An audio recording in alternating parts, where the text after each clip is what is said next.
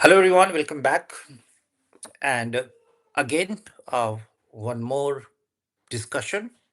But before I start discussion, tomorrow we are going to discuss one concept called active voice and passive voice. So, active voice and passive voice, these two, the subject, what you say, parts of grammar is not difficult, but it is little complicated. Why complicated? Because it has so many rules, and due to so many rules it requires your attention.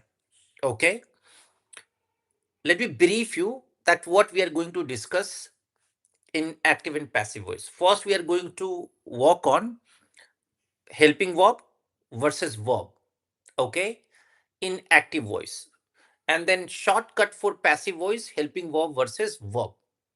Then precautions in active voice, in passive voice, and after that, what BITSAT test in active passive voice questions. So these will be the agenda of discussion for tomorrow.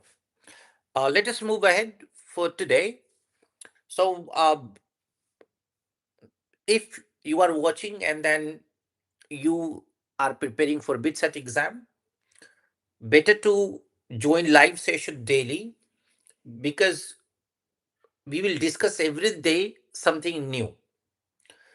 As I discussed yesterday about this syllabus, today I'm going to talk about vocabulary. So yesterday the whole discussion was around grammar.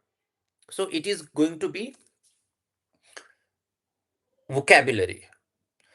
Now there are three layers of vocabulary. If you keep aside subjective terminologies of BITSAT vocabulary, such as synonyms, antonyms, one word substitute, homophones, uh, and many more.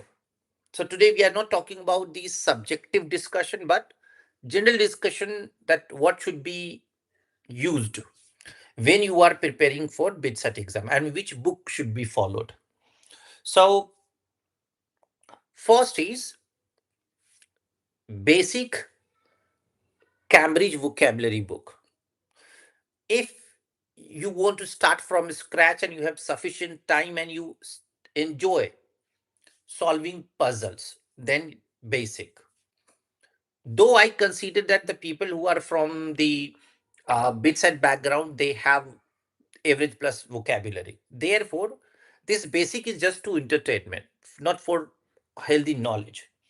But if you start with the intermediate vocabulary, yes, you are going to get a lot of different types of vocabs, because intermediate Cambridge vocabulary book has all the list and categories that can be tested or that are tested in general exam, in aptitude exam. Okay, and then advanced vocabulary. So the advanced vocabulary is all about the, what you say, prefix, suffix, or root words. You know that at higher level, what you need root verbs understanding, right?